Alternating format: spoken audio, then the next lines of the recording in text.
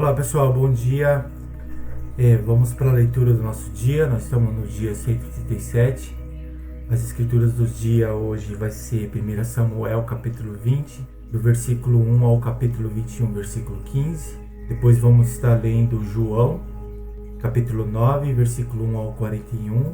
Depois Salmos 113, do versículo 1 ao 114, versículo 8. E por último, vamos ler Provérbios capítulo 15, do versículo 15 ao 17. Vamos começar com 1 Samuel capítulo 20, versículo 1. Jonatas ajuda Davi. Então Davi fugiu da casa dos profetas em Ramá, foi até o lugar onde Jonatas estava e lhe perguntou: foi que eu fiz? Qual é a minha culpa e qual é o meu pecado diante de seu pai, que procura tirar minha vida? Jonatas respondeu: nada disso, você não será morto. Meu pai não faz coisa nenhuma, nem grande nem pequena, sem primeiro me dizer. Por que então meu pai esconderia isso de mim? Não há nada disso. Então Davi respondeu enfaticamente: seu pai sabe muito bem que encontrei favor diante de você. Assim resolveu que você não deve ficar sabendo disso, para não se entristecer. Mas tão certo como vive o Senhor e como você vive, Jonatas, há apenas um passo entre mim e a morte. Jonatas disse a Davi: farei tudo o que você quiser que eu faça. Davi disse a Jonatas: amanhã é a festa da lua nova, e que sem falta deveria sentar-me com o rei para comer. Mas deixe que eu vá embora para me esconder no campo até a tarde do terceiro dia.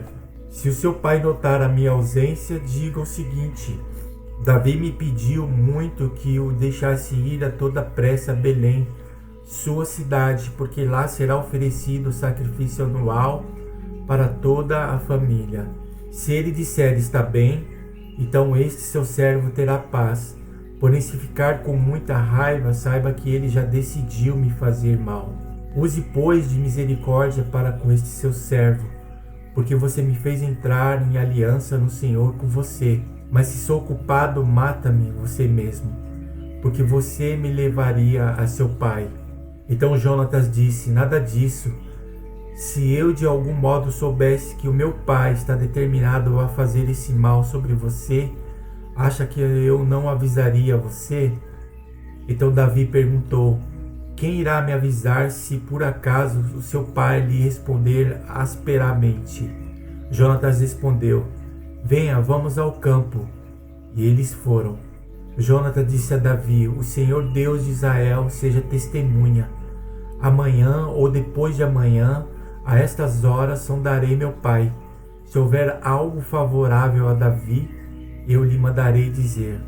Mas se meu pai quiser fazer mal a você, que o Senhor faça com Jonatas o que bem quiser, se eu não avisar disso e não o deixar ir embora, para que você siga em paz, e que o Senhor esteja com você, como tem estado com o meu pai. E se eu, então, ainda viver, use para comigo de bondade do Senhor, para que eu não morra. Nem tampouco jamais afaste da minha casa sua bondade, nem ainda quando o Senhor eliminar da face da terra todos os inimigos de Davi. Assim Jonatas fez aliança com a casa de Davi, dizendo: que o Senhor vingue os inimigos de Davi. Jonatas fez com que Davi jurasse de novo, pelo amor que lhe tinha, porque Jonatas o amava com todo o amor da sua alma. Jonatas disse a Davi: amanhã é a festa da lua nova. Eles vão perguntar por você, porque o seu lugar estará vazio. No terceiro dia, vá depressa ao lugar onde você se escondeu no dia do combinado e fique junto à pedra de Ezel. Atirarei 3 flechas para aquele lado, como quem atira ao alvo. Eis que mandarei o moço e lhe direi: vá, procure as flechas. Se eu disser ao moço: olhe, as flechas estão para cá de você, traga-as. Então venha, Davi, porque tão certo como vive o Senhor, você terá paz e nada há que temer. Porém, se eu disser ao moço: olha, as flechas estão mais para lá de você, vá embora, porque o Senhor manda que você vá. Quanto àquilo de que eu e você falamos, eis que o Senhor é nossa testemunha para sempre. Então Davi se escondeu no campo, e sendo a festa da lua nova, o rei se pôs à mesa para comer. E o rei sentou-se na sua cadeira, segundo o costume, no lugar junto à parede. Jonatas ficou na frente dele, e Abner sentou-se ao lado de Saul. Mas o lugar de Davi estava desocupado. Porém, naquele dia, Saul não disse nada, pois pensava: deve ter acontecido alguma coisa com ele. Ele está cerimonialmente impuro. Certamente está impuro. No dia seguinte, o segundo dia da festa da lua nova, o lugar de Davi continuava desocupado. Então Saul perguntou a Jonatas, seu filho: por que o filho de Jessé não vai comer nem ontem e nem hoje? Jonatas respondeu: Davi me pediu encarecidamente que o deixasse ir a Belém. Ele me disse: peço que me deixe ir, porque a nossa família tem um sacrifício na cidade, e um de meus irmãos insiste comigo para que eu vá. Portanto, se encontrei favor a seus olhos, peço que me deixe partir para que eu veja os meus irmãos. Por isso não veio à mesa do rei. Saul fica irado com Jonas. Então Saul ficou irado com Jonas e lhe disse: seu filho de mulher vadia e rebelde, você acha que eu não sei que você elegeu o filho de Jessé para a vergonha sua e para a vergonha de sua mãe? Pois enquanto o filho de Jessé viver sobre a terra, nem você estará seguro, nem seguro estará o seu reino. Por isso mande buscá-lo agora, porque deve morrer. Então Jonas perguntou a Saul, seu pai: por que ele deve morrer? O que foi que ele fez? Então Saul atirou a sua lança contra Jonas para matá-lo. Com isso Jonas entendeu que de fato seu pai já havia decidido matar Davi. Por isso Jonas, com muita raiva, se levantou da mesa e nesse segundo dia da festa da lua nova não comeu pão, pois ficou muito sentido por causa de Davi, a quem seu pai havia insultado. Jonas se despede de Davi. Na manhã seguinte, Jonas saiu ao campo no tempo combinado de Davi e levou consigo um rapazinho. Então disse ao rapaz: corra e busque as flechas que eu atirar. O rapaz correu e ele atirou uma flecha que fez passar além do rapaz. Quando o rapaz chegou ao lugar da flecha que Jonas havia atirado, Jonas gritou atrás dele: a flecha não está mais para lá de você? Jonas gritou mais uma vez: vamos depressa, não fique aí parado. O rapaz de Jonas apanhou as flechas e voltou ao seu senhor. O rapaz não entendeu coisa alguma, pois Jonas e Davi sabiam deste combinado. Então Jonas deu as suas armas ao rapaz que o acompanhava e lhe disse: vá, leve-as para a cidade. Quando o rapaz foi embora, Davi se levantou do lado do monte de pedras e se prostrou com o rosto em terra 3 vezes, e beijaram um ao outro e choraram juntos. Davi, porém, muito mais. Então Jonas disse a Davi: vá em paz, porque ambos juramos em nome do Senhor, dizendo: o Senhor seja para sempre testemunha entre mim e você, e entre a minha descendência e a sua descendência. Então Davi se levantou e foi embora, e Jonas voltou para a cidade. Davi vai para junto de Aimeleque. Então Davi foi até Nobe, ao sacerdote Aimeleque. Aimeleque, tremendo, saiu ao encontro de Davi e perguntou: por que você está sozinho e ninguém veio com você? Davi respondeu ao sacerdote Aimeleque: o rei me deu uma ordem e me disse que ninguém deveria saber, porque ele me enviou e qual é a tarefa que me incumbiu. Quanto aos meus soldados, combinei que me encontrassem em tal e tal lugar. Agora o que você tem à mão? Dê-me 5 pães, ou o que puder encontrar. O sacerdote respondeu a Davi, dizendo: não tenho pão comum à mão. Há, porém, pão sagrado, se ao menos os seus soldados se abstiverem das mulheres. Davi respondeu ao sacerdote: sim, como sempre, quando saio à campanha, foram-nos vedadas as mulheres, e os corpos dos soldados não estão imundos. Se isso acontece em viagem comum, quanto mais serão puros hoje. Então o sacerdote deu a Davi o pão sagrado, porque não havia ali outro, a não ser os pães da proposição, que tinham sido tirados de diante do Senhor quando foram trocados, no devido dia, por pão quente. Acontece que estava ali naquele dia um dos servos de Saul, detido diante do Senhor, cujo nome era Doeg, edomita, o chefe dos pastores de Saul. Davi disse a Aimeleque: você tem aqui à mão uma lança ou uma espada? Eu não trouxe comigo nem a minha espada nem as minhas armas, porque a ordem do rei era urgente.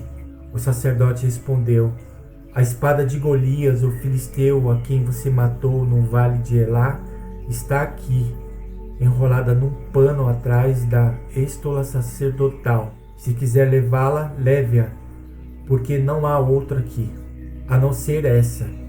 Davi disse: não há outra semelhante, dei-me essa espada. Davi foge de Saul para Gate. Naquele dia Davi se levantou e fugiu de Saul. Ele foi procurar Aquis, rei de Gate. Porém os servos de Aquis lhe disseram: este não é Davi, o rei da terra? Não é a respeito dele que se cantava nas danças, dizendo: Saul matou os seus milhares, porém Davi os seus 10 milhares? Davi guardou essas palavras no coração e teve muito medo de Aquis, rei de Gade. Por isso mudou o seu comportamento diante deles, fingindo-se louco nas mãos deles. Fazia riscos nos batentes dos portões e deixava escorrer saliva pela barba. Então Aquis disse aos seus servos: vocês estão vendo que esse homem está louco. Por que o trouxeram para cá? Será que estou com falta de doidos para que vocês me trouxessem este para fazer doidices diante de mim? Devo deixar que este entre em minha casa?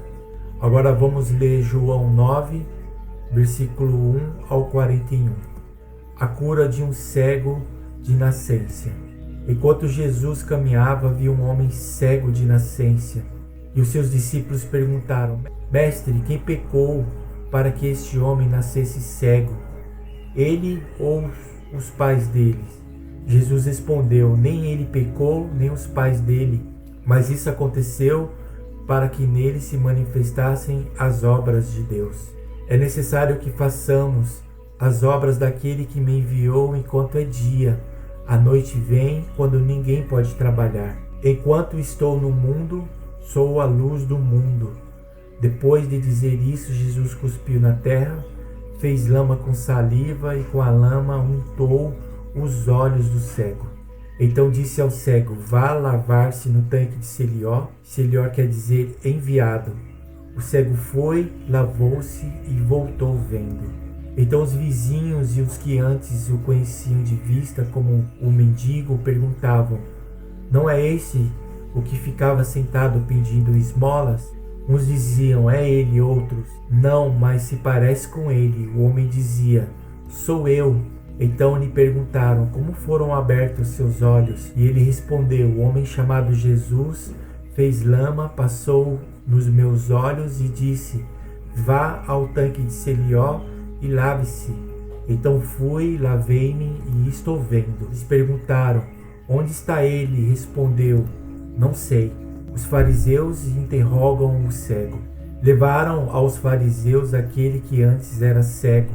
E era sábado, o dia em que Jesus fez a lama e lhe abriu os olhos. Então os fariseus lhe perguntaram outra vez como podia ver.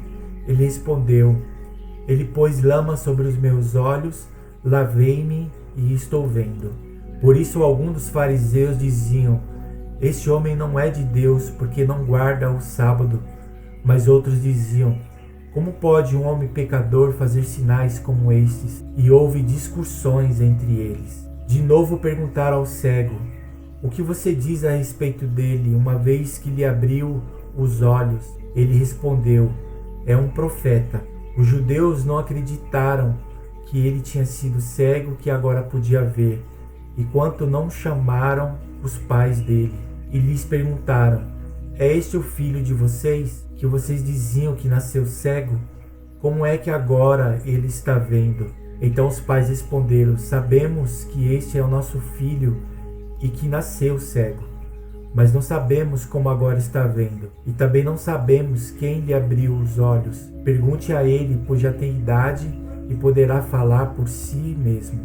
Os pais dele disseram isso porque estavam com medo dos judeus, pois eles já tinham combinado que se alguém confessasse que Jesus era o Cristo, seria expulso na sinagoga. Foi por isso que os pais deles disseram: ele já tem idade e poderá falar por si mesmo. Então chamaram pela segunda vez o homem que tinha sido cego e lhe disseram: diga a verdade diante de Deus. Nós sabemos que esse homem é pecador. Ele respondeu: se é pecador, não sei. Uma coisa sei: eu era cego e agora vejo. Perguntaram-lhe outra vez: o que ele fez a você? Como lhe abriu os olhos? Ele respondeu: já lhes disse, mas vocês não ouviram, porque querem ouvir outra vez. Por acaso vocês também querem se tornar discípulos deles? Então o insultaram e lhe disseram: discípulo dele é você, nós somos discípulos de Moisés. Sabemos que Deus falou a Moisés, mas a este nem sabemos de onde é. O homem respondeu: é estranho que vocês não saibam de onde ele é, mas ele me abriu os olhos. Sabemos que Deus não atende a pecadores, pelo contrário, se alguém teme a Deus e pratica sua vontade, a este atende. Desde que o mundo existe, jamais se ouviu que alguém tenha aberto os olhos a um cego de nascença. Se este homem não fosse de Deus, não poderia ter feito nada. Mas eles disseram: você nasceu cheio de pecado e quer nos ensinar? E o expulsaram. A cegueira espiritual. Jesus ouviu que eles tinham expulsado o homem. Ao encontrá-lo, perguntou: você crê no Filho do Homem? Ele respondeu: quem é, Senhor, para que eu creia nele? E Jesus lhe disse: você já o tem visto, e é aquele que está falando com você. Então ele afirmou: eu creio, Senhor, e o adorou. Jesus continuou: eu vim a este mundo para juízo, a fim de que os que não veem vejam, e os que veem se tornem cegos. Alguns dos fariseus que estavam perto dele perguntaram-lhe: por acaso também nós somos cegos? Jesus respondeu: se vocês fossem cegos, não teriam pecado algum. Mas porque agora dizem, nós vemos, o pecado de vocês permanece. Agora vamos ler Salmo capítulo 113, do versículo 1 ao capítulo 114, versículo 8. Louvor a Deus pela sua bondade. Aleluia! Louvem aos servos do Senhor, louvem o nome do Senhor. Bendito seja o nome do Senhor agora e para sempre. Do nascimento do sol até o momento em que se põe, louvado seja o nome do Senhor. Excelso é o Senhor, acima de todas as nações, e a sua glória está acima dos céus. Quem é semelhante ao Senhor nosso Deus, cujo trono está nas alturas, que se inclina para ver o que se passa nos céus e sobre a terra, e se levanta o pobre do pó e tira o necessitado do monte de lixo, para o fazer sentar ao lado dos príncipes, sim, com os príncipes do seu povo. O Senhor faz com que a mulher estéril viva em família e seja alegre, mãe de filhos. Aleluia! As maravilhas do Êxodo. Quando Israel saiu do Egito e a casa de Jacó, no meio de um povo de língua estranha, Judá se tornou o santuário do Senhor e Israel o seu domínio. O mar viu isso e fugiu, o Jordão recuou. Os montes saltaram como carneiros e as colinas como cordeiros de rebanho. O que lhe aconteceu ao mar para que você fugisse assim? E você, Jordão, por que recuou? Montes, porque estão saltando como carneiros, e vocês, colinas, como cordeiros do rebanho. Trema, ó terra, na presença do Senhor, na presença do Deus de Jacó. Ele transformou a rocha em lençol de água e o rochedo em manancial. E agora, para finalizar, vamos ler Provérbios 15, do versículo 15 ao 17. Para quem está aflito, todos os dias são maus, mas a vida de quem tem o coração alegre é uma festa contínua. Melhor é o pouco, havendo o temor do Senhor, do que um grande tesouro onde há inquietação. Melhor é um prato de legumes onde há amor, do que um boi inteiro acompanhado de ódio. E aqui nós encerramos a leitura do nosso dia. Obrigado pela sua participação e que Deus abençoe o seu dia. E amanhã estaremos aqui dando continuidade da nossa leitura. Um grande abraço, Deus abençoe.